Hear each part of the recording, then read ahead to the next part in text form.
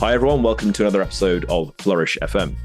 In this episode, Nick and I speak to Dr. Gemma Leigh Roberts. She is a chartered psychologist and author specializing in well-being, resilience, and mindset. She's a top 5 LinkedIn learning instructor, and over 4 million people have taken her LinkedIn learning courses. Over 650,000 people subscribe to her Mindset Matters Thriving at Work newsletter, and that newsletter led to the publication in 2022 of her first book, Mindset Matters, Developing Mental Agility and Resilience to Thrive in Uncertainty. And the key themes of that book are the focus of our conversation today. Nick, what did you enjoy most about a conversation with Gemma? I think in general, covering a topic like mindset is always useful, always important. You really can never do enough of it. I think it was interesting to hear her perspective and sort of definition or conceptualization of some things that you and I are pretty deeply familiar with, but provided a different lens to. I enjoyed kind of doing the dance between rigidity and flexibility, acceptance versus kind of perspective and challenging beliefs. But the other part of that dance, I think, was between the kind of academic lenses or language. And you said it before, as we were just talking, some more kind of pragmatic action steps. Here's some of the how-to piece from the coaching perspective that'll ground it a little bit more for some of our listeners. How about you? All of what you said, and I also liked trying to understand better the kind of components that make up resilience, because Gemma in her book argues that resilience has 6 pillars, as she describes it: confidence, adaptability, positivity, perspective, mastery, and stamina. And in this episode, she also talks about her current research on connections between acceptance and resilience, and that perhaps is a meta pillar that enhances each of these. So I really enjoyed digging into each of those. All right, everyone, we hope you enjoy this episode with Gemma Leigh Roberts. Hey, Gemma, how you doing? Good. Very excited for the conversation today. How are you both? Doing very well. Thank you. Doing well. Thanks for being here. Thank you so much for joining us, Gemma. We've really enjoyed diving into your book, Mindset Matters, and exploring some of its key themes. And I guess the key finding in the book that you explore throughout the chapters is that there are 5 key mindset skills that everyone needs to thrive in the new world of work. And of course, thriving is the theme of this podcast, flourishing. Those 5 skills are resilience, cognitive flexibility, growth mindset, emotional intelligence, and connection. So let's start off by digging into these. Why are these so important, do you think, in the new world of work? I think they relate to how the world of work is evolving and changing. So I was thinking about this while I was preparing for today, about how they fit into the way that we work today and the way that work is changing. And it's, if you kind of work through them, it does make sense. It's fairly logical. So if you think about resilience, for example, starting there, the idea of resilience is not necessarily bouncing back from adversity, but actually navigating adversity in a way where you can grow following that challenge or following that obstacle and figure out a way to move forward. And the reality of it is that we're always going to have challenges in the workplace. And of course, we've probably seen that at an accelerated rate over the last, 3 years, 5 years.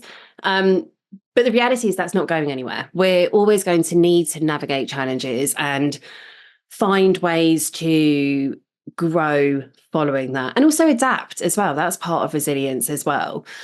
And then if you think about cognitive flexibility, that's the ability to change your thinking or change your thinking style if you need to, change direction, come up with new ideas. And again, think about the pace of work and how quickly that's changing. So of course, we've just lived through, I feel like I'm still living through a pandemic sometimes. But there are loads of other changes going on in the world as well. Think about the pace of AI being integrated into our work lives, or socio-political issues going on around the world. So with new things happening, and if our competitors are doing something different, or if the market is moving in a different way, or new technologies coming into play, we need to be able to think differently. We're not necessarily going to be able to come up with the same solutions that we've always used before. We're going to have to think in a different way, and be able to switch between ideas, and potentially also make connections between ideas that we've maybe never done before. And maybe we're in a position to be able to do that as well. The growth mindset piece, I think, is really important. And I think that's been there for a while when we talk about thriving in the workplace. And the reason I think it's so important now is looking for ways to learn. So I don't look at it just as a growth mindset, but as a learning mindset as well. So what can we learn from challenges? What can we learn from change?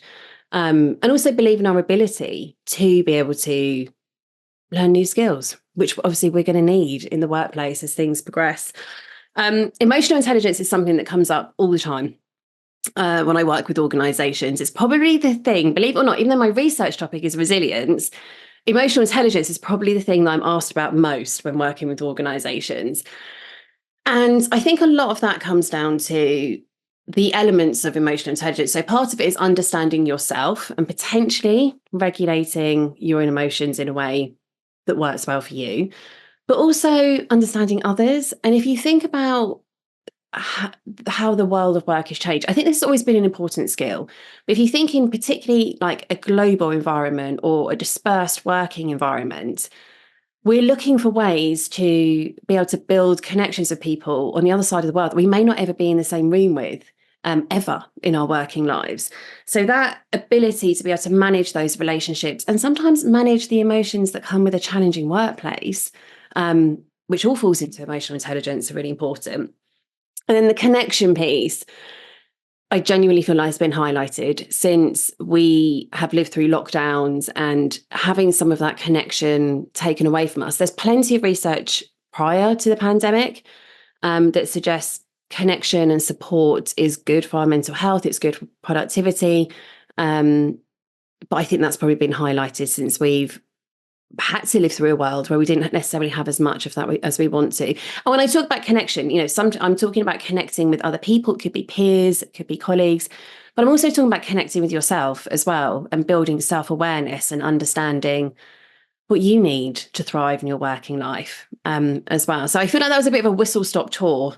No, that was good. That was great. And that's a nice, clear overview. And we're going to dig into each of these deeper.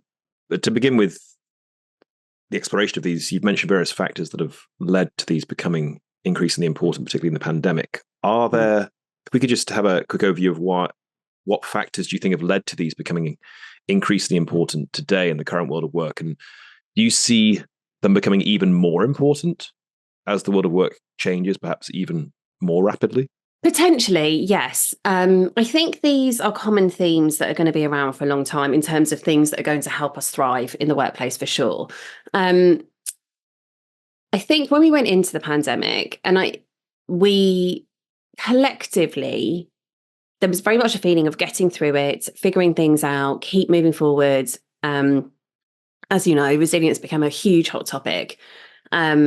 Because that's what we were talking about, being resilient, getting through stuff. And there's a whole side of this kind of idea of where resilience might have gone wrong as well for us as well, which I'm happy to touch on in our conversation as well. But we're still in a bit of a hangover from that. We're still trying to figure out in terms of working, what the new world of work looks like.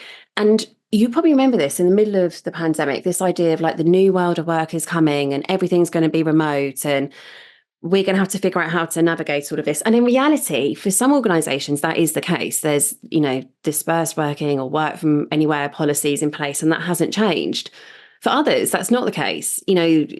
We see all the time organizations asking people to come back into the office and for various reasons. So I think it's important not to get entirely hung up on where we were in that really strange period of time with the world of work and think about kind of where we're going as well.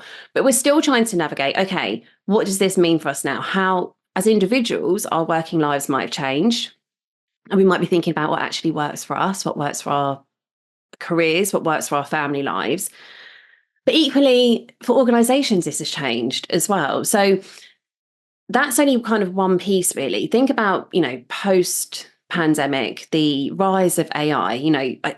I'd be surprised if anyone could, go through a whole day of news and not hear something about artificial intelligence. And the reality is that does impact our working lives potentially. And we're trying to figure out how that impacts our lives, what the changes are going to be, and how to navigate that. And these are things we know about. And obviously, both of these things, maybe not so much AI, we knew that was coming, but perhaps naively, I think we perhaps weren't expecting it to come at the rates that it has. the pandemic came out of nowhere. We had no idea that was coming, but well, most of us didn't. So the point here is that change is only going to continue, and it's getting more and more rapid. And in some cases, it could be extreme. Again, we don't know what's coming our way. And rather than building the skills, and it is important, it's important to build the skills for the market you're in. I know I keep harping on about artificial intelligence, but, we are going to need to build new skills, and we are going to have to figure out how that impacts our work lives. But probably more important, I think, particularly from a psychology perspective, is figuring out how to navigate change, because we don't know what change is coming. We don't know what challenges are coming our way. But if we can build the skills ourselves to help us navigate those experiences, whatever they may be, we're setting ourselves up for success in the future. Well, so I'm curious to kind of dig into conceptualization here a little bit more, Gemma, because I think, and I don't want to, we're going to do a sub-series on the term antifragility. I don't want to turn this into a show about antifragility, but I typically wouldn't define resilience the way we're talking about it here, which is the growth period. I would call it an equilibrium, a bounce back, a return to baseline, or a maintenance throughout, which is antifragility would be a step further. There's growth, there's leveraging the adversity, the discomfort, certain things. And it's not a right or wrong. There's half a dozen ways to talk about happiness and well-being, and science is science. I'm just curious the reason or reasons, maybe personal experience, maybe research stuff that led you to define it in the way you have. I think it's interesting. Some of it came out of my research. So conversations that I had as part of my research, my doctorate research, was looking at resilience and the factors of resilience. But I think probably a lot of it is also experience as well, like personal experience, but also working with people within organizations. So the idea that we bounce back, I believe, is becoming quite outdated now, because there's a couple of factors to think about here. Firstly, if you go through a really challenging experience, some kind of adversity, and you need that to build resilience, or to build the skills you need to become resilient, because this is the other thing, like resilience isn't a personality trait. It's not like a tick box and you get to the end goal and you've got it and it's done. Really, resilience is a process. It's a set of tools or skills that you develop that you can use in different situations as and when you need them. And the idea of kind of bouncing back, to me, feels like you go through a period of adversity, or you overcome a huge challenge or obstacle, and then you're happy to get back to the place where you were. It's kind of like survival. It's reactive. It's dealing with something that's been really challenging. But the whole point of that kind of definition is getting back to something that potentially feels safe and comfortable. But getting back to the known, like you've been through a really challenge, like a changeable period, it's unknown, you're getting back to the known. But in reality, really resilience is a process. So they're skills that we build. And as we learn these skills, or as we face new challenges and we learn what we're capable of, what happens, as we grow our experience about navigating different challenges, the reality is you're never going to go back to the exact place that you were, because you know different things. You've learned more about yourself, or you've come up with new coping strategies. And really, we should be looking at bouncing forward. So using that experience to actually move forward in life, whatever that looks like for you, whether it's being, achieving a goal, or whether it's increasing well-being or happiness or thriving. But the other thing to remember as well, this idea of bouncing back, as we were just talking about before, the world around us is changing. So even if you go through a challenging experience and you kind of get yourself back on track, the chances are things around you are changing anyway. So I truly believe that you have no choice in terms of thriving. You have no choice but to learn something from that experience to take forward in life, to help you be perhaps more resilient when you come across new challenges. So perhaps build your confidence in yourself to be able to tackle new challenges or obstacles. So it sounds like we're kind of aligned here, really. But I totally agree with you that the original definition of resilience was bouncing back from adversity. And I think it's very important that we start thinking about this growth part post-adversity and how we can use that to our advantage. To ask maybe an overly simplified question, that's interesting explanation. Thank you for that. If somebody, let's say, I don't love the term bounce back either. So let's say like maintains something of an equilibrium, or, has a little bit of dip and whatever it might be, well-being, confidence. We'll get into some of these different kind of subcomponents here, right?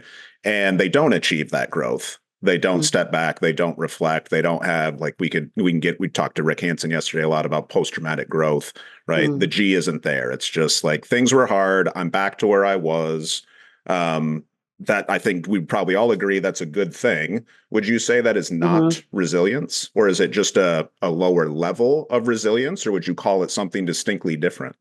No, I think resilience on a sliding scale. And the way that I look at it, you've got a scale from like one end. If you think like you're kind of, exactly as you say, this equilibrium in the middle. So think of that as like 0 on the scale. You could go down to -5, where you might be in the coping end of resilience, or you could go to +5, for example, where you could be in this growth, thriving end of it as well. And the reality is, for lots of us, we will go up and down that scale. And I also think it's quite important as well that there isn't too much judgment around where you are in that scale. It is okay to be in the coping phase, and it's okay to stay there sometimes. But the point is, you can move up and down that scale. But it will depend what's going on within you, and it will depend what's going on around you as well. Okay, so this leads nicely into some of these components that you describe resilience having. You mentioned adapting in response to experiences, having no choice but to grow. You said a minute ago, when someone builds resilience, having the confidence perhaps to go into a similar situation again, knowing you'll be okay, and so on. So you describe in your book that resilience has 6 pillars: confidence, adaptability, positivity, perspective, mastery, and stamina. So could you please describe what role each of these plays in resilience? Yes, and this actually comes from research. Basically, it's based on all the prior research me conducted my research into what resilience is and what the components are.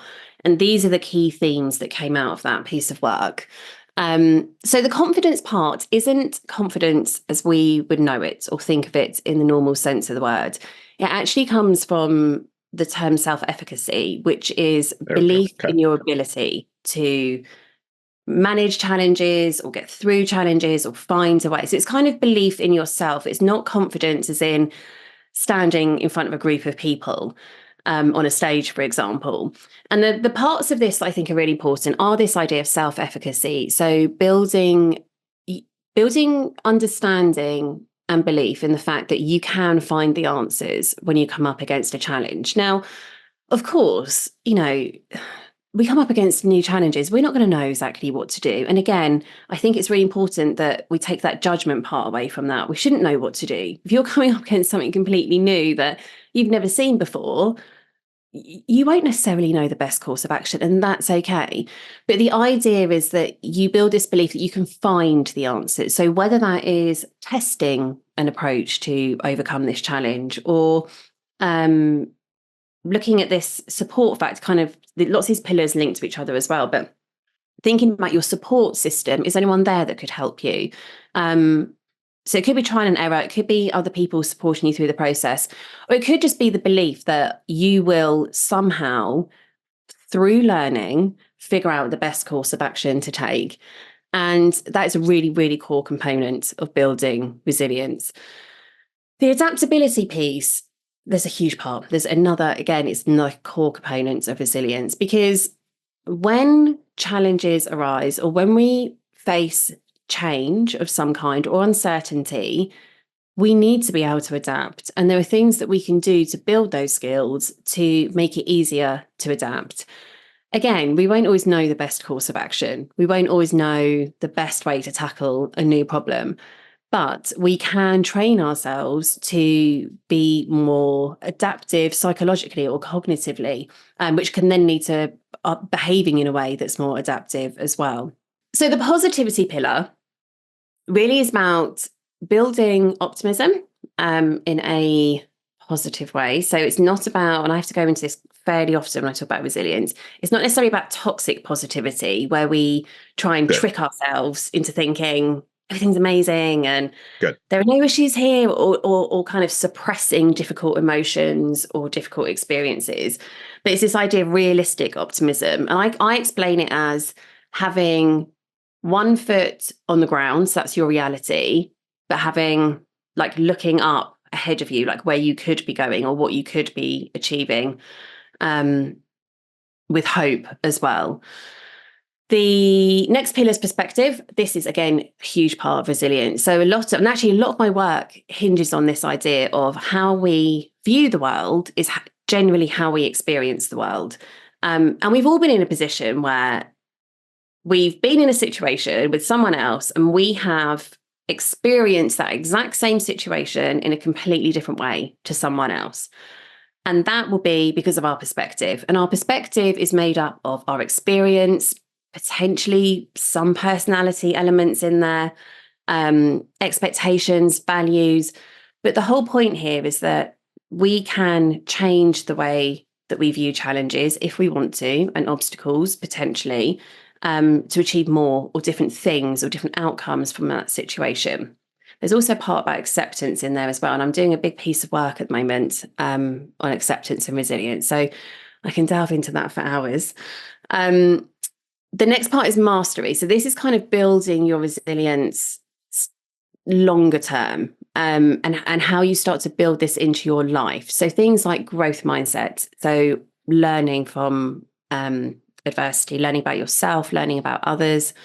This idea of flow as well. There's some research around flow and resilience. It was really interesting. So if you're in a state of flow, which is this idea that you're completely absorbed by an activity that stretches you, potentially so much that you lose track of time. So it's enjoyable, and there are activities where you want to do more of them, and there's always a possibility of kind of stretching that ability or those skills or that knowledge a little bit further. So it should be a little bit uncomfortable as well. But this can also support building resilience. And then the last pillar, which is stamina, is really how do you take this into the long term? So what's your strategy around building resilience? And, one of the things you might want to think about is potentially building some of these skills or practicing some of these skills that can help you build resilience ahead of time. So before you need them. Think about your support system. There is a huge element of resilience that is correlated with support. And I think it's one of the most under discussed parts of resilience, because we're so focused generally on what we can do as individuals to build our own resilience. And of course, I definitely think we should start there. And it's an accountable place to start, and we can control that. But equally, there's a huge element of support. So having a strong support system around you, we know, is very helpful when it comes to building resilience over time. And putting structure in place, it's very often we think about resilience when we're in a really challenging situation, but are there ways that actually you could build some of this, perhaps practicing some of the techniques that help to build resilience? Like, could you build that into your weekly diary, for example, which is something I talk about fairly often as well? Thank you. I was curious about a bunch of these terms, and one I wanted to ask about, you just hit the nail on the head, but just why resilience might be separated from connection. Sort of if I'm looking at the hierarchy, mindset's got the connection piece, resilience is kind of a subcomponent, if you will. But it sounds like connection is littered throughout, or a consistent thread through any of these. Yeah, it really is. And in reality, a lot of these things do overlap as well. Sure. And that's something I had to think about when writing the book, because there's lots of coaching techniques in the book. So each of these mindset areas will have things that you can do to help build that mindset. But in reality, some of them relate to more than one. There's some things that can help you build emotional intelligence that will also help you build connection, for example. So it's not as clear cut as these are all very separate entities. Sure. They definitely kind of cross over as well. So both within the resilience structure, but equally, taking a step out and thinking about all of these things like growth mindset and emotional intelligence and connection, for example. There's so much that interacts with each other there as well. Hi friends, Nick here with just a brief interlude to share with you an update on one of our newest partnerships with the Antifragile Academy. Throughout John and I's conversations with many, if not most, of our guests, one thing has been made really clear.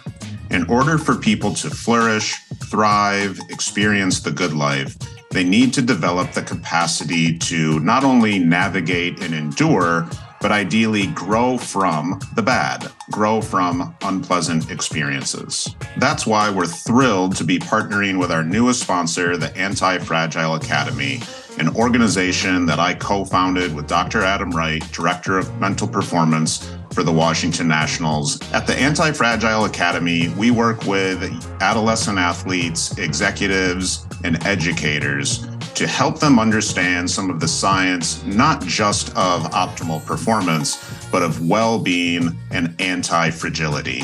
The ability not only to endure and bounce back from unpleasantness, but to actually come back stronger, to grow from it. Between Adam and I, we've worked with Fortune 100 companies, Inc. 300 executives, Division I programs, and elite professional athletes and Olympians from all over the world. To find out more about how you can leverage anti-fragility training, check out our website at theantifragileacademy.com. So I want to ask about a couple of these terms here, and thanks. You've gone from, I think, kind of the lay language to the science language back and forth, which is great. That's exactly what we're trying to do. I want to make sure I understand them, and then I want to give you an opportunity to double click on the acceptance piece you mentioned, because I think that's an important one here. Mm. So confidence is self-efficacy, our belief in our own ability to do something, simply put, right? Adaptability has at least some elements of acceptance. Mm-hmm. Right? It's not necessarily rigidity, right? Yeah. Positivity is really about optimism, general belief things can go well, get better, hope, agency, and strategies to actually make them better. Yeah. Right? Perspective, again, it's not necessarily adaptability, but I think I hear some cognitive flexibility there, right? The ability to challenge beliefs, see things from different angles. And so I think, you've led us really nicely into, in part, things like a sense of control, internal locus of control, which is going to underpin growth mindset, underpin self-efficacy, underpin optimism, all those sorts of things. Yeah. But that can also, I think, like I said, sound potentially really rigid, where it's I can just believe this adversity away, right? Whereas adaptability is, well, I need to accept elements of this. Right. But the far end of that is, well, I can just adapt to whatever comes at me. And that's probably the extreme end isn't totally true either. So it seems to me this kind of, I don't want to say tension, but this complementary nature of some things need to be somewhat rigid, some things need to be somewhat adaptable, right, or flexible. And I'm wondering if you can kind of tie those terms together, and maybe it's through doing the deep dive into acceptance a little bit more. Yeah, and it's such a good point. And it's a really, resilience in particular is a really complex construct. And I think, even studying, I have a doctorate in this, even then, it's still complex. You still have to kind of piece things together and pull them apart. And I think that's what makes it so hard sometimes for people to put their arms around terms like this. Like, that's why I think, anyway, emotional intelligence is so much easier to understand because, depending on what school of thought you come from, there are 4 quadrants of emotional intelligence and it's pretty straightforward. Whereas I feel like how we deal with challenges and how we become someone that does that more effectively is way more complicated because we're more complicated as humans, how we adapt and how we evolve and how we think. But also, the other thing to remember with resilience as well is that it's not all to do with you. It's very context driven. So it depends what's going on around you. So yeah, it depends what's going on within you. You might have one big challenge you're dealing with or lots of little challenges. So that's going to change how you respond to things, but also it does depend on your situation as well. And I think you're completely right, Nick, in that some of what is helpful in building resilience is being rigid, is thinking about how to create a learning mindset, or I talk a lot about an experimental mindset as well, or change your point of view or change the way you see the world. But equally, at the same point, we need to be adaptive as well. So the thing I'd say about acceptance, this is what I'm really exploring at the moment in my work, is I feel like we need to, there are different parts of acceptance that relate to resilience. The first bit, I think, is accepting what's going on, because exactly as you said, you can't just positively think your way out of a challenge, because that could be burying your head in the sand. So, just thinking this is fine, nothing's wrong here, I'm going to keep going, actually isn't particularly healthy if you're in a situation that Sure. is really overwhelming. For example, you're just not dealing with that, and that could come out at a later stage. It can cause more harm than good. So partly it's about accepting what's actually going on, like the situation you're in. And sometimes that can be a really uncomfortable place to be. It's not always a pleasant experience. There's a piece around sometimes accepting our role in a situation as well. Again, that can be uncomfortable at times. There could be parts that we played in a situation that if we were to rewind time, we might not do again in the same way. But it's also accepting that things can change and you can change as well. Like how I deal with a challenge today may not be how I deal with it tomorrow. And that could be because I've learned new skills, or I've learned more about myself, or I've made a decision to take a particular perspective, or to use a particular strategy. But it might also just be that the world's changed. The challenge is different. If I'm dealing with a major health challenge of a loved one, that might feel different to the potential being made redundant, or it might not. There isn't always rhyme or reason with this. People's mountains to climb are people's mountains to climb. We can't judge, well, that's not particularly high, or that's not a particularly hard road to go. It's not up to us. It's people experiencing that this is where it's important. So I think it's complicated because, and the key part here, and the key part of acceptance here, of acceptance here, is this awareness piece of being self-aware. So what you need to get through a challenge in a healthy way, which is probably the most effective way, will change over time. And what you need on one day may not be what you need on another day. So my biggest piece of advice when it comes to putting this stuff into action, because I know it sounds complicated, and lots of things in the world of psychology do sound complicated, and it's kind of our job as psychologists to translate that in a way that people can actually take action and make this stuff really practical. My biggest piece of advice is firstly building self-awareness. So understanding where you are, how you generally react to different situations, or very specific situations, how you have reacted. And then test out strategies that can help you navigate challenges at different times. Because I kind of look at it like you're building your toolbox. So if you've got this big toolbox of potential things that could help you when adversity hits, you can then go and put them into practice. You can go and start putting these things into place as and when you need them. So for example, mindfulness. Tons of research. I mean, I very much struggle to get through a podcast episode without talking about mindfulness. And I have actually tested myself before to see if I can do it when talking about resilience. But the thing is, the research is there that it really can help us to build resilience, but not just resilience. There's tons of other benefits as well. But I appreciate we may not be thinking about these things until we're in that situation or we need it. But if we can start building some of these practices into our life before we need them, so mindfulness is one of them, it could be breathing techniques, it could be, there are things that, like, think about your support network and how you're going to, mapping out where that is, how it could change, where there might be gaps, for example. Some of these things are really helpful to do in advance. And I'm not saying I'm amazing at all of them. So mindfulness in particular is generally on my to-do list every week to get better at it. Mm-hmm. But I guess that's important as well, to know that psychologists are working on this stuff as well. Oh, absolutely. Everybody is. Absolutely. Yeah. So there's many things we want to go further in here. I want to just go back one step, kind of a geeky question, actually. You mentioned there's a connection between flow and resilience. I've looked into, Nick and I both done a lot of research on flow, and I've looked into the various things that flow helps promote. I haven't come across that it promotes resilience. Can you elaborate a bit further on that? Yeah. So some of the research that I've found as part of my research is that because when we're in a state, and it's because of there's two parts to it really. So part of it is that we are like reducing overwhelm, for example, potentially, or changing the way we respond to it. So there's kind of taking yourself out of the situation whilst you're in flow.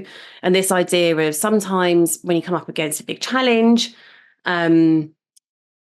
we do some of our best thinking when we're not actually trying to work out the problem, for example. So there's an element of that about it, like in terms of practical terms, how to navigate adversity.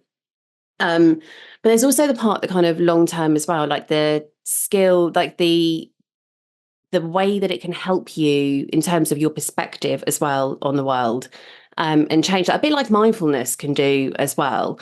That over the long term can help you to, I guess, navigate challenges differently, like view them differently, but also navigate them in a different way as well. So partly I feel like it's a bit of a distraction in some ways, in that you're potentially taking yourself out of a conflict situation or a problem situation, but equally over the long term, learning more about yourself as well. And it kind of feeds into that growth mindset or learning mindset part as well.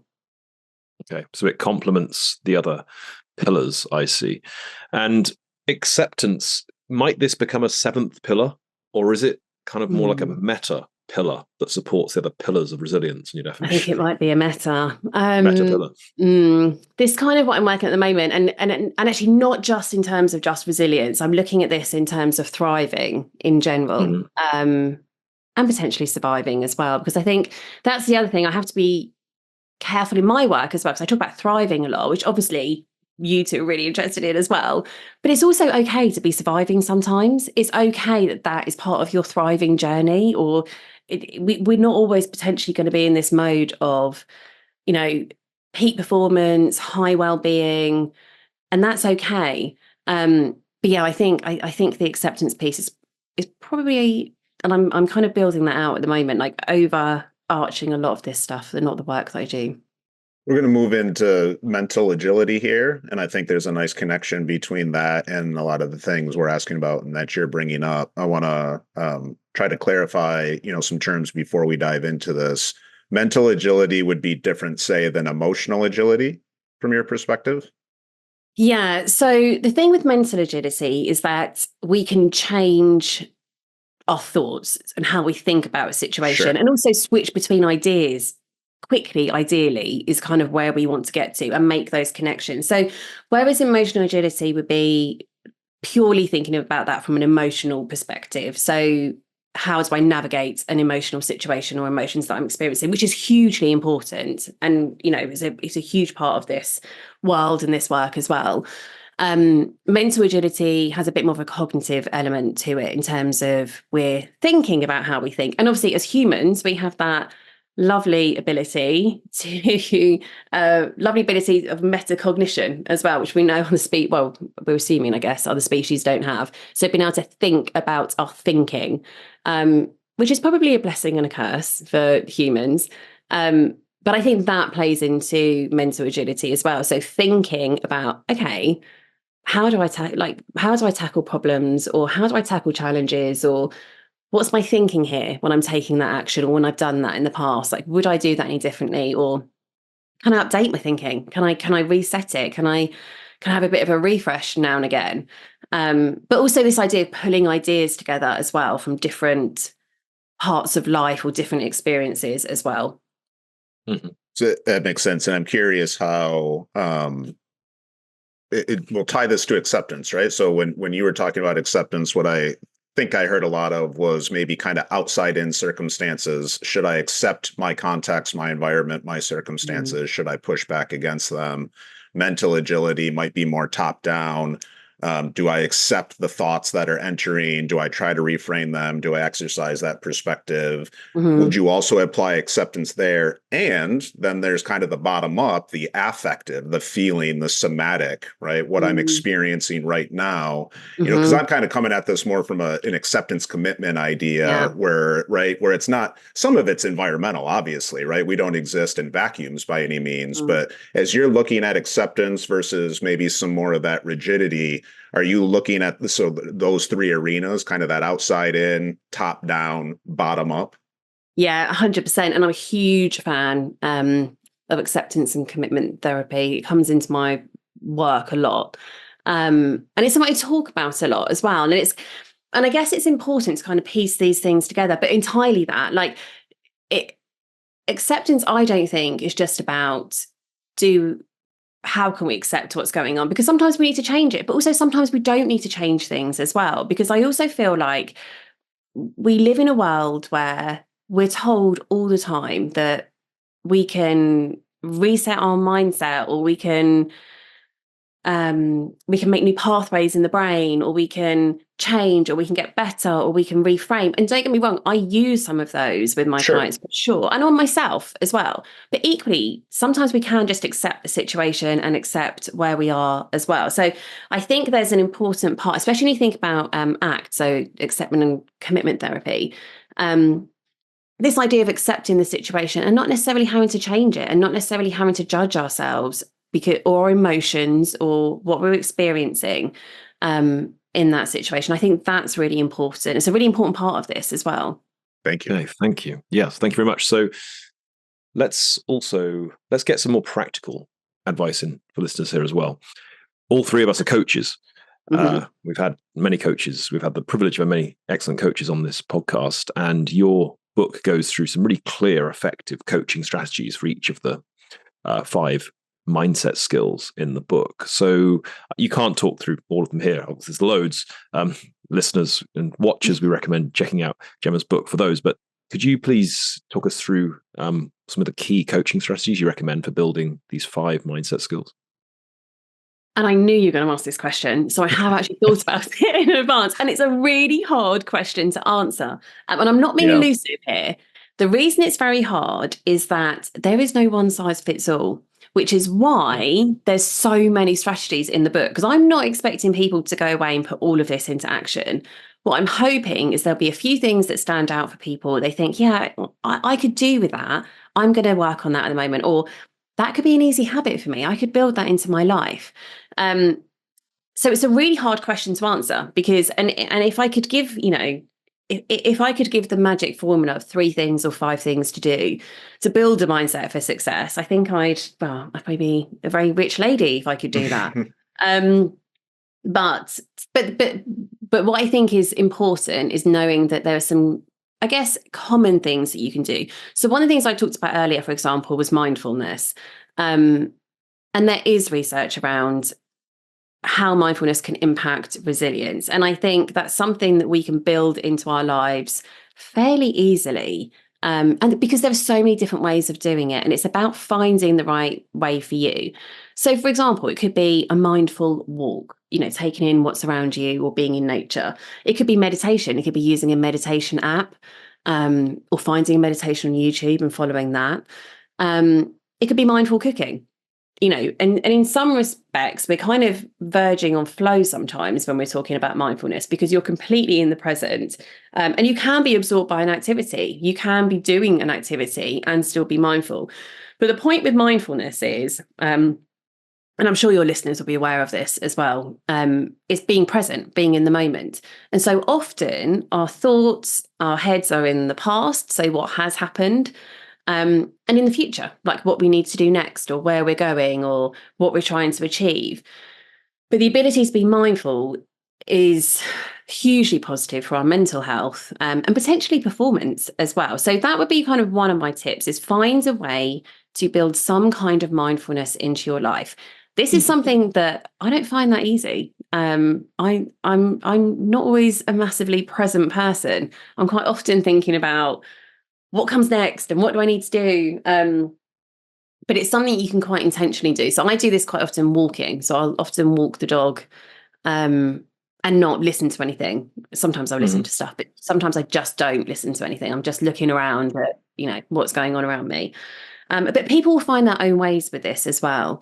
And we talked a little bit about support today as well. And I think that is something, even though, support in itself is not a strategy, I think being perhaps a little bit strategic about your support system can be helpful. So that starts with mapping out who you've got around you and potentially who you would go to for different kinds of support. It could be coaches, it could be mentors, it could be family, friends.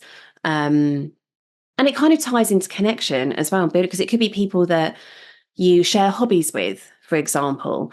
And it's not as clear cut as, and I use this example quite a lot, but I'm using this as an example. I appreciate life is not as clear cut as this, but the idea that you've got so many seats on your support table, imagine you want 10 people that you can rely on in different formats, kind of thinking through where that might be, or have you got any seats that are available? Are there gaps anywhere? Like, do you have some really great support at work, but not so great when it comes to like family challenges or responsibilities that you've got going on outside of work, or vice versa? So I think that's kind of a universal tip that could be useful for lots of us.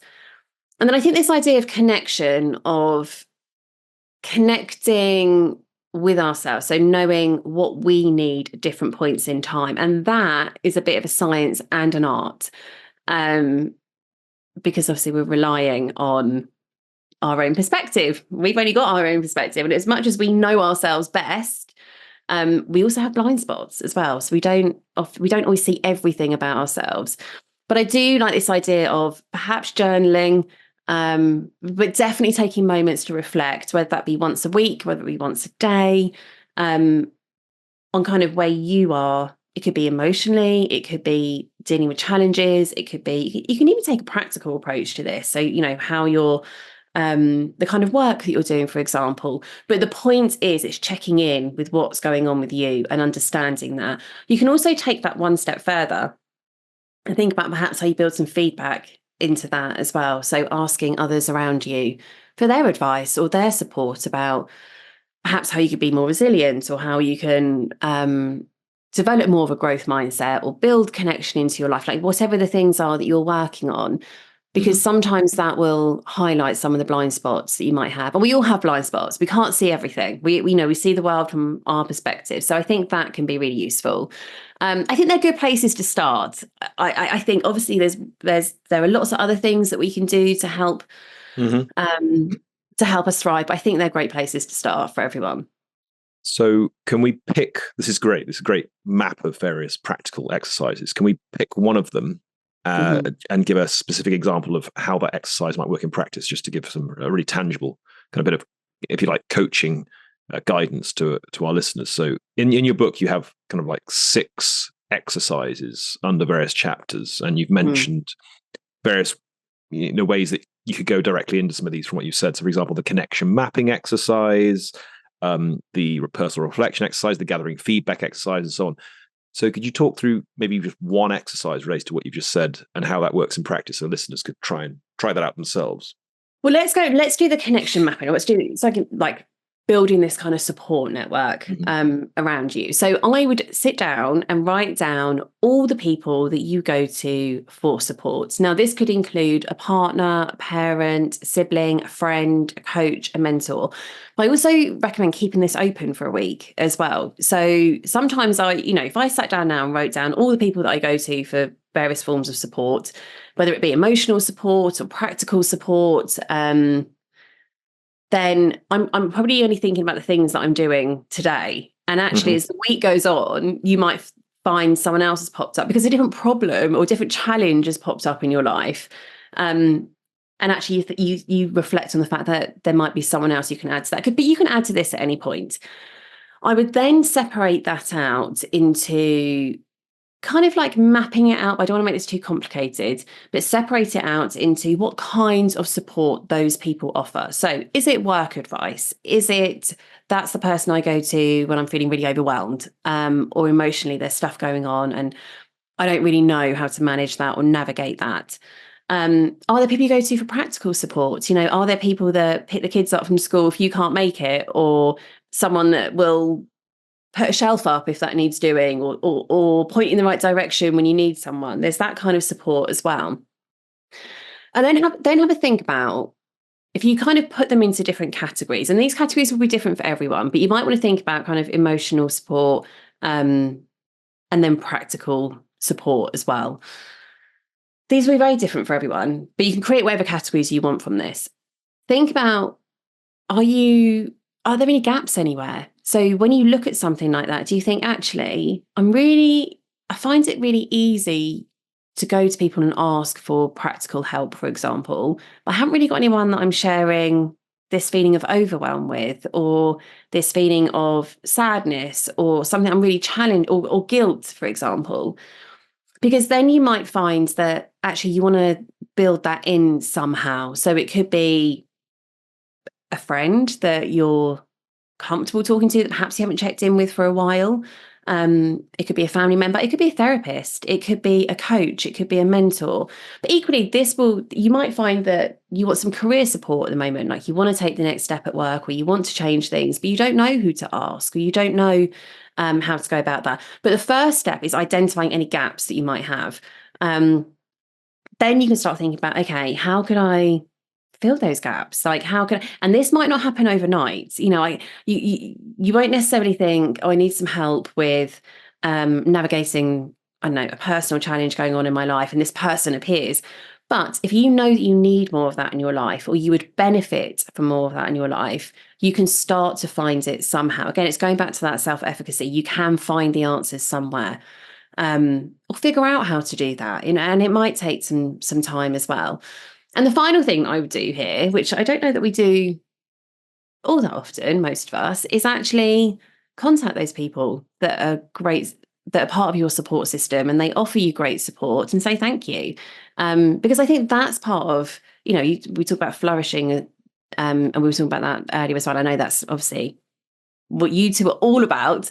But actually there's research that suggests that gratitude, so receiving gratitude, can be beneficial in terms of well-being.